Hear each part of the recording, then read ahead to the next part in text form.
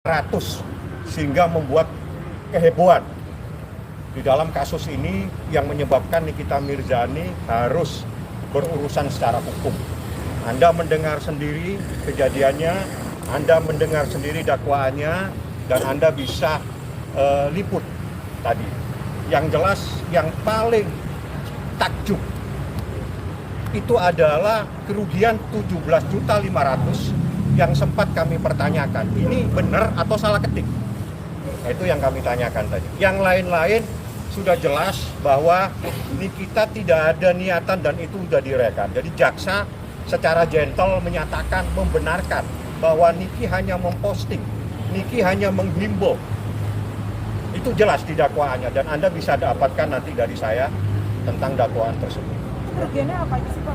Saya nggak tahu, tanya sama jaksa. Bagaimana bisa menghitung kerugian 17.500.000? Saya sendiri. Makanya saya tanya, saya tadi tanya, ini 17.500.000 apa 17 miliar? Nah, itu yang saya tanyakan tadi. Karena kan yang disebut menimbulkan kerugian 17.500.000 sehingga saya bertanya kepada majelis hakim, yang mulia, ini benar ataukah tidak ada salah ketik angka 17.500.000 ataukah 17 miliar? Saya nggak tahu yang mana yang benar.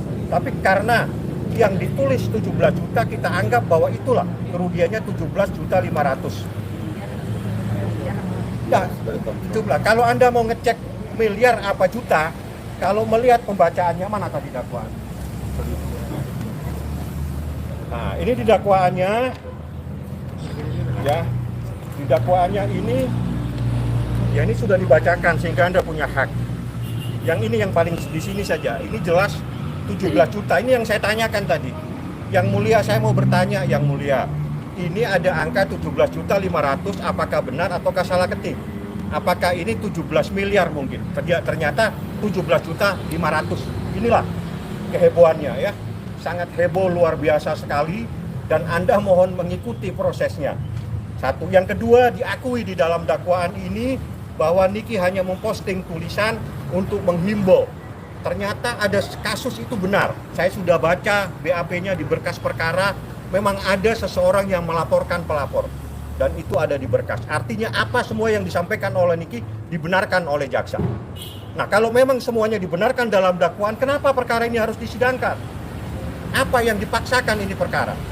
Tolonglah ya, hal-hal yang jangan aneh-aneh di dalam proses hukum ini. Anda dimonitor oleh masyarakat, media ini memonitor semua. Tolong ikutin terus perkara ini. Ya, Anda ikutin terus. Ini silakan kalau Anda mau minta bisa saya kasih nanti. Bang, terkait pasal berlapis Nikita Mirzani. Silakan, itu pasal alternatif. Nanti Anda dengarkan minggu depan. Pada saat eksepsi kami akan bongkar satu persatu. Bagaimana dalam kesalahan-kesalahan yang dilakukan oleh jaksa di dalam menyusun dakwaan ini. Itu nanti saya beri waktu minggu depan.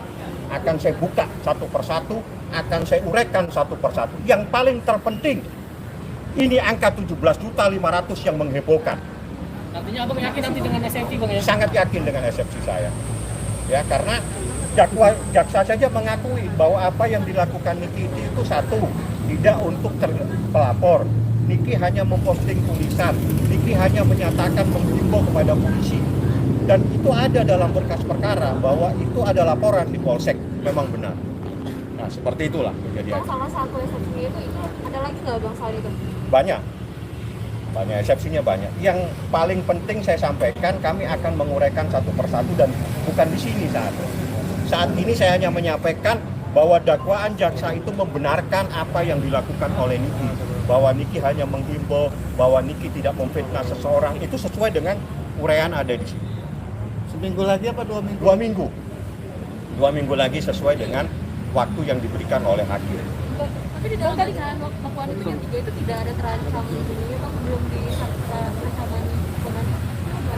Biasanya kan kalau misalkan baca dakwaan itu ada ancaman hukumannya. Nggak ada Pak, ancaman hukuman nanti dituntutan. Di sini hanya melanggar pasal. Melanggar pasal yang pertama, kalau saya bacakan supaya Anda jelas, melanggar pasal 36 junto pasal 27 ayat 3 junto 51 dan seterusnya. Kedua, melanggar pasal 27 ayat 3 junto pasal 45 ayat 3. Yang ketiga, pasal 311. itu dakwaan alternatif atau artinya dakwaannya bingung. Apakah Nikita melakukan perbuatan ini atau melakukan perbuatan ini atau melakukan perbuatan ini? Artinya jaksanya pun masih bingung apa yang dilakukan oleh Nikita Mirzani. Ya, itu namanya dakwaan alternatif. Ini sesuai dengan format dakwaan. Dakwaan alternatif itu dakwaan bingung. Bingung apa yang dilakukan Niki itu apa sih sebenarnya? Nik, kamu itu melakukan ini atau kamu melakukan ini atau melakukan ini. Nah, ini dakwaannya. Seperti itu ya. Bang, tadi Niki juga bilang katanya lucu. Gimana? Ya sangat lucu, makanya yang Niki lucu itu angka 17.500.000. Satu, yang kedua Niki bilang, loh saya itu loh nggak kenal sama pelapor, ya. Saya memposting ada orang lapor polisi. Loh, Anda yang ribut sekali seperti siapa katanya? Bilang dibuat-buat ya Bang berarti. Ya, Anda lebih pintar bertanya dan Anda menjawab pertanyaan Anda. Bang, berarti yang ada Niki juga tadi kita bilang tidak tahu apa ada polisi. Nggak tahu, Niki ini bisa bahasa Indonesia, pintar baca tulis. Setelah dibaca-baca bingung dia. Sebetulnya apa sih yang jadi masalah di sini? Dia ngomong sama saya, Bang, saya baca semua Bang, saya bisa bahasa Indonesia Bang. Setelah saya baca semua, saya semakin bingung. Ini perkara apa Bang? Saya bilang, ini perkara karena kau menghimbau seseorang, orang yang ada seseorang merasa tersinggung. Nggak tahu siapa, nanti kita lihat di persidangan. Ini kita saja bingung gitu loh. Ya. Bang, anak atau mungkin temannya Niki nggak ada datang bang? Kenapa? Anak atau keluarganya Niki nggak ada yang datang ke sidang? Anak-anak mustahil saya suruh datang. Karena nggak boleh ya, anak di bawah umur nggak boleh ikut sidang. Teman-temannya Niki banyak. Tadi semuanya ada di dalam, sudah bertemu sama Niki, semuanya udah bertemu.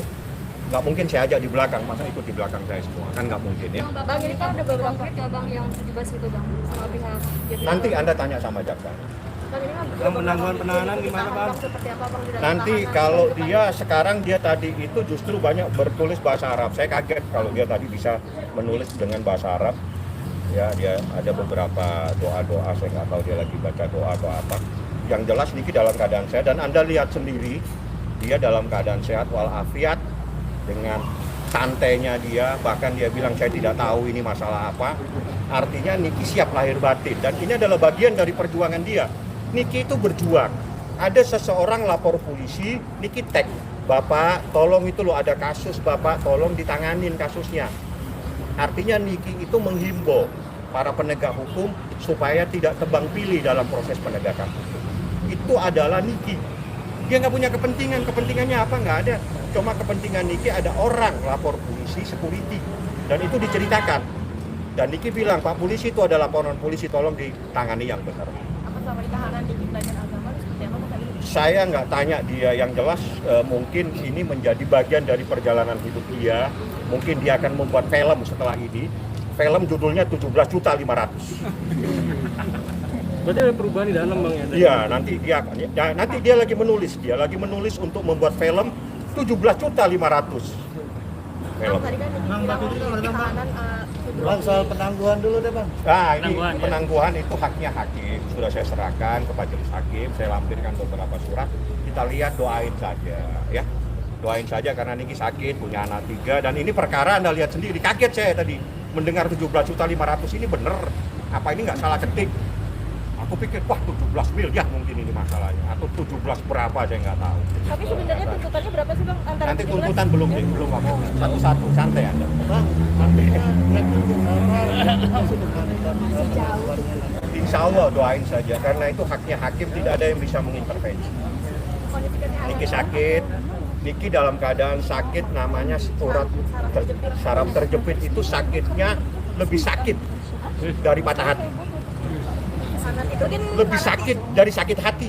mungkin kalau di sini lagi rawat jalannya seperti apa? Enggak, dia ada di dalam dirawat sama dokter-dokter tradisional, yakni tukang-tukang urut yang ada di dalam tahanan. Napi-napi. Kan ada yang ditahan tuh ibu-ibu kan pintar urut banyak. Nah itu dokter tradisional di dalam. Dan lapor sekarang Baca. Nggak ada, nggak berubah nih, kita tetap aja makan-makan, doa-doa rame-rame. Nggak ada yang berubah lah dengan kayak gitu.